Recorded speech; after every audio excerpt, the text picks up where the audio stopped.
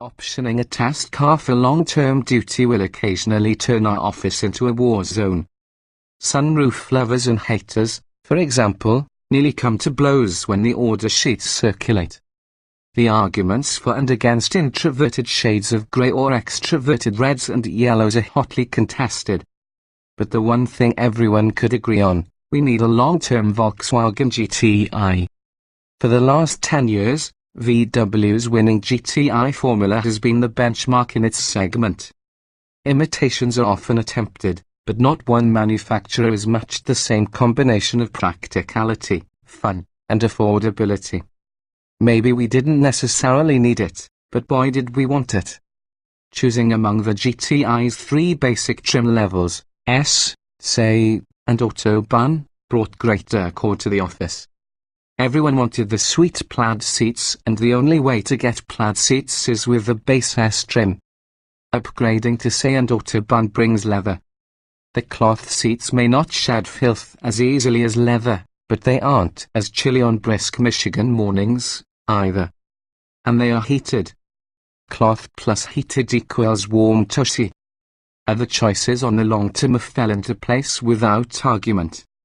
We could have saved $600 and gone with a 2-door model, but the convenience of never having to slide a seat forward to allow rear passengers access is well worth it. We bypassed Volkswagen's excellent dual-clutch automatic and $1,100 premium because we liked the involvement of a manual transmission, although no one should feel shame for going with the automatic. If we were based in a city with crippling traffic or massive hills, we might have gone that route. The $1,495 performance package, on the other hand, was a no-brainer. With it comes a modest 10-horsepower bump for the EA 888 2.0-litre turbo for 220 total, a crafty locking differential, and slightly larger front and rear brake rotors. Long-term tests are great for testing new technology, and this is VW's first front drive limit slip diff. It uses an electrically powered hydraulic pump that engages a multiplate clutch, sinking the drive shafts. VW says it is good for 8.5 seconds a lap on the Nürburgring. We did splurge on the lighting package, a $995 add-on bringing Bixen lamps that swivel during cornering.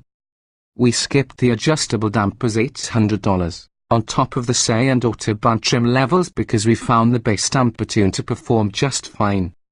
Volkswagen doesn't charge for summer tires, and we opted for a white exterior hoping its stealth would make us invisible to the popo.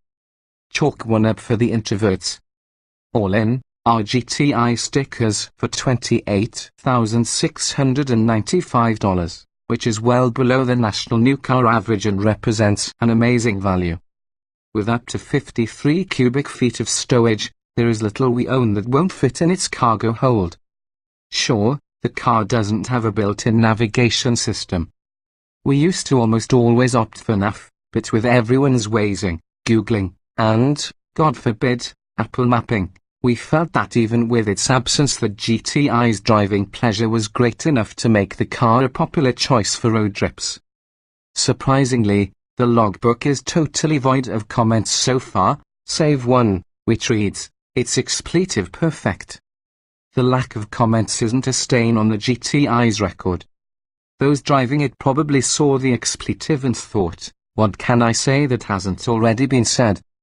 There has, after all, been a lot of good said about the 7th generation GTI, with 2 comparison test victories, first in Europe and later stateside, and a 10 best trophy. The GTI is one of the best all-around vehicles. Like a nice pair of jeans, it'll hold its own in a formal setting but is casual enough to mix it up on a relaxing weekend drive. The ride and handling balance is reminiscent of BMWs of yore. Think 3 Series models with chassis codes beginning with E. This is a grown-up car accessible to those who are still growing up and desired by those who will never grow up. Big kids, like us, love it. What the GTI has going for it isn't clear from its test numbers, the way it is with a much more powerful hot rod, like a F-Series Cadillac product. There are bone stock Accords and Camrys that'll beat its 0 to 60 mph time of 6.1 seconds. Even its lateral acceleration figure of 0.93 grams isn't all that spectacular. What makes this car so great is how all of it comes together. With barely a hint of turbo lag, the engine pulls hard to redline, and the seamless fluidity of braking, downshifting, and accelerating out of corners with excellent body control is the secret sauce. More power wouldn't make it better, it would only dilute the greatness.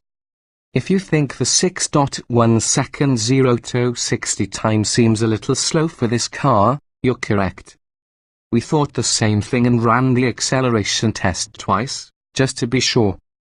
There are a number of things that could be the cause, like an extremely tight engine that didn't ease up by the time we tested it with 3,000 miles on the clock. One culprit we can definitely point out is the Undefeatable stability control. There are two reduced intervention modes, traction control off and sport. Despite the names, neither actually disables traction control. Any bit of wheel spin, which helps acceleration, evokes a reduction of power. To top it off, at about 4,500 revolutions per minute, escape intervenes again. This is something we will surely be tracking as the GTI ages. Maybe the differential needs a little more braking. Having arrived in mid-February, a dreadfully frigid month in Michigan, the VW's odometer didn't turn very quickly, but a set of Bridgestone Blitzak WS80 winter tires $788 kept the GTI moving and out of the ditch. With the stock Bridgestone Potenza S001 summer tires back on the car, we expect the miles to rack up rather quickly. Now the office is only fighting over the keys.